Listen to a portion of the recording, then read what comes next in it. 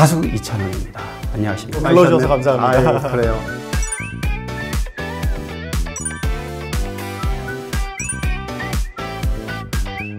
초등학교 한 2, 3학년 때부터 뭐 그냥 대파 넣고 통후추 넣고 환기 넣고 뭐 각종 약재들 넣어서 이연복 선생님과 칼질을 대결할 정도면 대단합니다. 어떤 여성이 좋은지 이것도 사실 궁금할 것 같아요. 조금 뭐 차분하거나 이런 분도 저랑 잘 맞을 것 같고, 근데 대신 좀 짬이 날 때마다 집에서 요리하는 즐거움이 곧 힐링하는 시간이라고 이찬원 씨는 종종 말해왔는데요.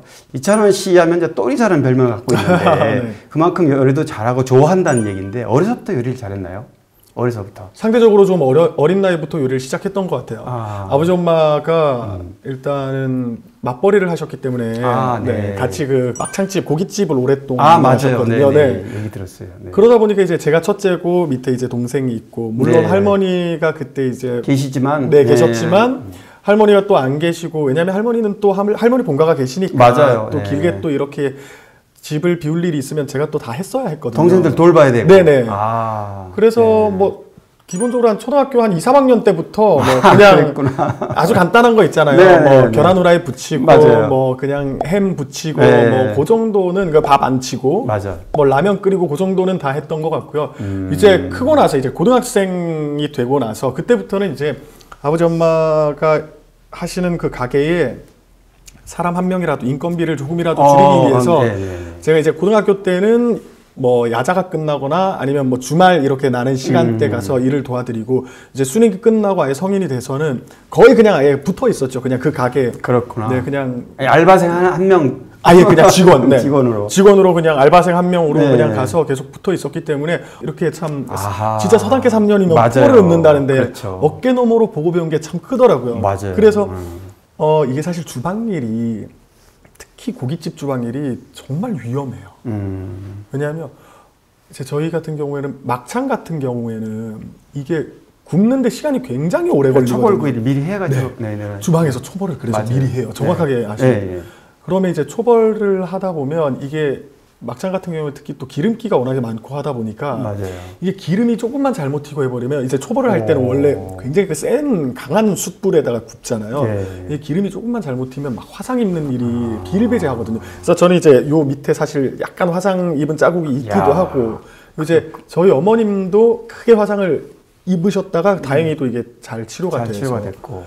굉장히 좀 위험한 일이 많기 때문에 내가 저 일을 좀 도와야겠다 싶어가지고, 왜 사실 칼질하는 것도 정말 숙달된 사람도 실수할 수도 있잖아요. 실수가 사실 굉장히 빈번하게 있거든요. 그래서 일단 칼질하고 저 숯 갈고 저런 것부터 배워야겠다 해가지고 지금은 이제 이연복 선생님과 칼질을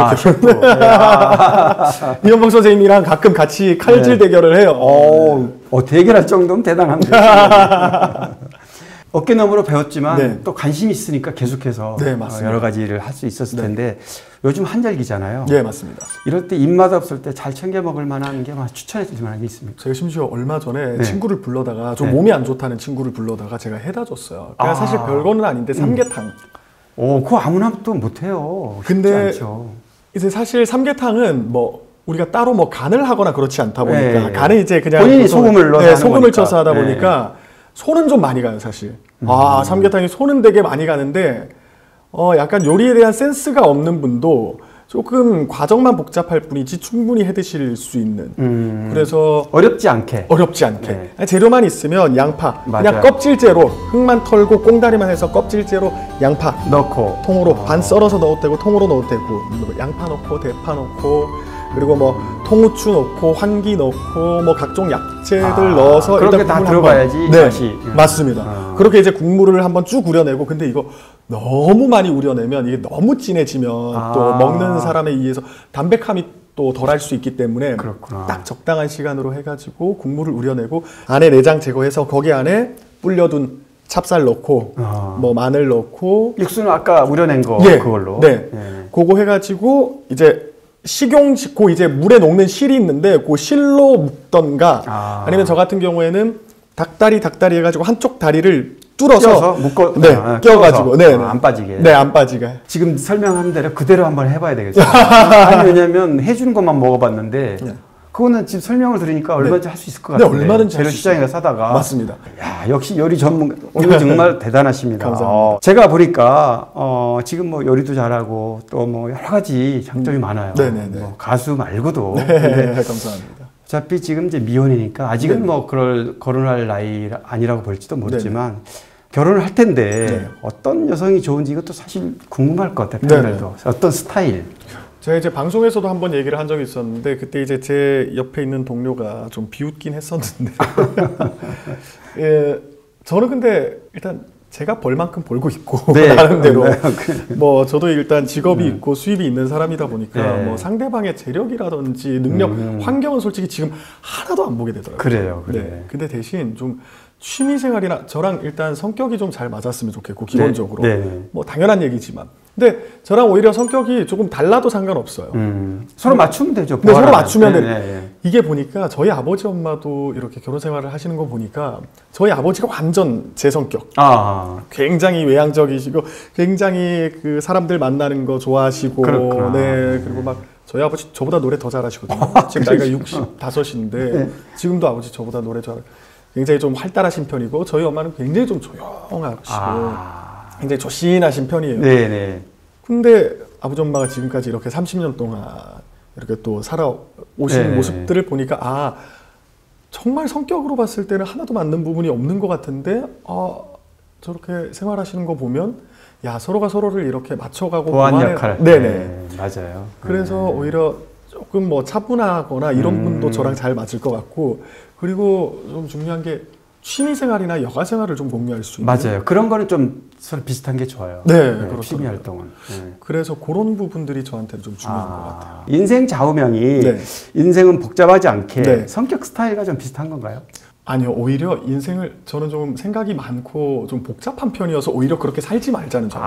그래서 좀 간편하게. 네. 그러니까 프로그램 전에 대본이 나오면 그래. 네. 굉장히 꼼꼼히 준비하고 네. 공부하고 이런 스타일. 최소 한 2시간 정도는. 이야, 참 대단하시네. 그럼 어떻게 하냐면요. 저희 집에 이제 노트북을 켜놓고 네. 여기 태블릿 PC를 켜놓고 제 핸드폰을 켜놓고 태블릿 PC로는 대본을 넘기고 노트북으로는 이제 검색을 하고 정보 자료를. 네. 근데 이제 노트북의 화면이 워낙에 크잖아요. 그럼 이제 노트북 그 화면에 나온 찾는 자료 속에서 또 찾아야 될 게 있으면 핸드폰으로 찾고. 그러니 네, 대본. 어제 특히 하이엔드 소금쟁이 녹화 전에는 제가 그 녹화 전날 잠이 안 오는 거예요. 6시간을 대본을. 그게 또 심지어 대본 양이 좀 많아요. 아무래도 좀 정보 전달이 주 목적이다 보니까. 네. 그래서 좀 생각도 많은 편이고 왜 잠을 또 잘 못 자는 스타일이냐면 막 생각이 꼬리에 꼬리를 물고 막 이래서 이렇게 막 누워서 막 우리 엄마는 막 이렇게 누워 있으면 혼자 살다 보면 엄마 아버지 생각이 막 나잖아요. 특히 이제 자식들은 모정이라는 게 엄마 생각이 참 많이 나잖아요. 그렇죠. 이제 어머니 생각 막 하다가 그럼 우리 외할아버지 살아계셔. 저는 외할아버지를 한 번도 못 뵀거든요. 제가 태어나기 전에 한참 전에 돌아가셨기 때문에. 우리 외할아버지는 뭐 어땠을까 막 하다. 그러면 그래 나도 이제 나중에 자식을 낳으면 내가 생각하는 우리 아버지 엄마처럼 내 자식도 나를 그렇게 할까? 그러면 나는 나중에 자식을 낳으면 자식한테 어떻게 해줘야 좋은 부모의 소리를 막 그런 생각하다가 2시간, 3시간 그러니까 생각이 좀 복잡한 편이어서 오히려 좀 단순하게 그래서 좌우명을 네. 사실은 유명 기성 가수들 중에 뭐 장윤정 씨부터 시작해서 네. 수많은 기성 가수들이 전국 노래장 출신이 많아요. 네, 맞습니다. 네, 근데 우리 이찬원 씨도 네. 이제 제가 예전에 초등학교 때인지 송혜 선생하고 이렇게 이름 가지고 얘기할 때가 초등학교, 중학교인지 네, 초등학교 때. 이찬원 원 없이 찬란하게 비치겠단다. 아이고 고맙습니다. 내 이름에 이래 좋은 뜻이 들어가 있는지 몰랐습니다. 80, 그 당시 하면 이미 80 가까이 됐을 것 같은데 80이 너무 좋았어요. 네, 그런데 송혜 선생 이렇게 전혀 꿀리지 않고 이렇게 진짜 대단하다고 느꼈거든요. 감사합니다. 예. 근데 그러면 4번이나 만났다는 얘기인가요? 예, 송혜 선생님을 4번 만났죠. 그러니까 초, 중, 고, 대학까지. 네, 맞습니다. 이제 초등학교 처음에 이제 나갔고 네. 사실 시도는 이미 한참 전부터 했었어요. 그 전부터. 제가 초등학교 2학년 때인가 그게 2003년, 2004년 뭐 지금으로부터 한 20년 전에 네네. 제가 처음 갔었는데 그때 대구의 모 구에서 어떤 그 구청 문화회관에서 한다고 해가지고 갔는데 그때 당시만 해도 어린아이가 혼자 가면 엄마 어디 있어? 그래서 엄마가 안 오시고 제가 혼자 버스 타고 간 거예요. 초등학교 2학년 때. 보호자도 없이. 네네. 그랬더니 엄마 모시고 와 이렇게 된 거예요. 그래가지고 엄마 모시고 안 오면 안 된다고 그래가지고 엄마 모시고 와라 그래가지고 네 하고 시무룩하게 갔었는데 그 이후에 이제 몇 년이 지나가지고 그때 이제 어머님을 모시고 가는 거죠. 그래서 이제 그게 처음 나갔던 게 초등학교 6학년. 그래요. 그리고 이제 그해 연말 결선에 두 번째 나갔는데 그게 이제 예비 중학교 1학년 때. 그때 대상 수상했던 사람이 지금 국악하시는 송소희 씨.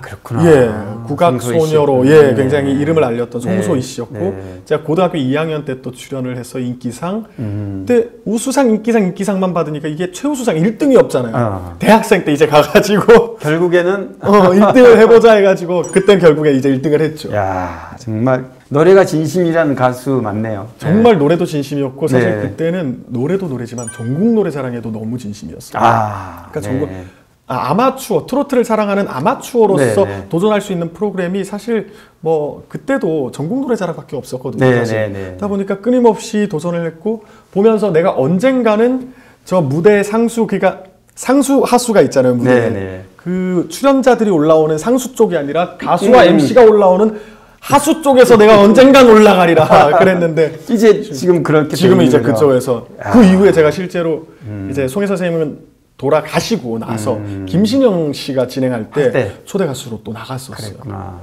사실 뭐 조금 전에도 질문했지만 이제 어렸을 때부터 트로트 신동으로 불렸고 음악적으로는 뭐 자타가 공연한 대세 가수로 지금 자리 잡았고 사실 목소리도 뭐 저음부터 중저음 고음까지 국악풍 트로트풍 자유자재로 구사하는 가수입니다.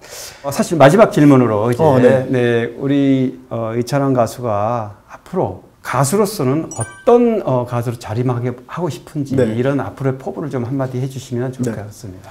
그러니까 그 가수라는 그 존재의 의미에 대해서 항상 생각하게 되더라고요.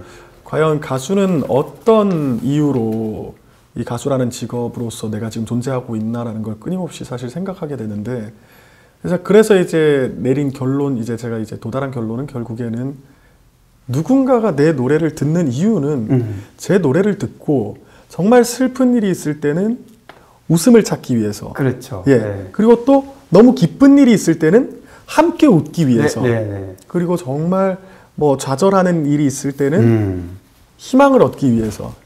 그러니까 누군가가 내 노래의 의미를 부여받고 그러니까 제 노래를 듣는 어떤 의미를 알고 있는, 그래서 의미가 있는 노래를 부르는 가수가 되자라는 총체적인 결론이 나오더라고요. 결국에는. 여러 가지를 생각해 봤어요. 어떤 가수가 근데 결국에 이 가수라는 거는 들어주는 청중이 있어야 존재하는 직업인데 그러면 그 들어주는 청중의 입장에서 그 청중이 화자가 돼서 생각했을 때는 내 노래를 듣는 이유가 있고 의미가 있기 때문에 내 노래를 들을 것이다. 그러면 그 듣는 이로 하여금 의미가 있는 노래를 부르는 가수가 되자. 그렇게 생각합니다. 굉장히 정리를 정말 마무리를 멋지게 해주셨는데 감사합니다.